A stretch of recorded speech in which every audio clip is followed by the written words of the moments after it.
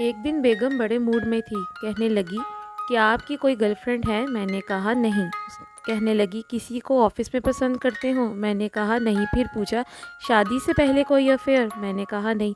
कहने लगी, इतना अच्छा लिखते बोलते हैं, दिखने में भी ठीक ठाक है, ये कैसे हो सकता? मैंने कहा कि लड़कियां पैसा चाहती हैं और मैं किसी गैर पर खर्चना नहीं चाहता था, इसलिए किसी से दोस्ती नहीं की।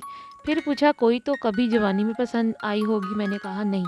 मुंह बनाकर बोली, इसका मतलब है कि मैं ही पहली हूँ जो आप जैसे को पसंद करती हूँ। कोई फिल्मी एक्टर तो पसंद होगी? मैंने कहा नहीं। हाँ, अलबत्ता बचपन में डेंटोनिक की मशहूरी में एक लड़की आती थी, वो मुझे अच्छी लगती थी।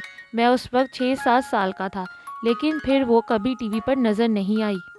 इसके बाद बेगम का पारा चढ़ गया और बोली कि 35 साल पुरानी लड़की नहीं भूली, अब भी दिमाग में है वो चुड़ैल।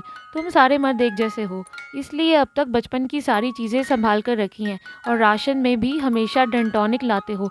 सुबह शाम बच्चों को दांत साफ करने का कहते हो, इस कल मुई की याद ताज़ा करते हो और अक्सर सोचों में गुम रहते हो। सब समझती हूँ, यकीनन नेट पर भी इसको सर्च करते होगे, इसलिए 24 घंटे मोबाइल में खुबे रहते हो। मुझे पहले ही शक था कि कोई हो ना हो अपनी आशिकी पाल रखी है। सब समझती हूँ, मुझे अब आपके साथ नहीं रहना। और ये कहकर डंटोनिक उठाकर बाहर फेंक दिया।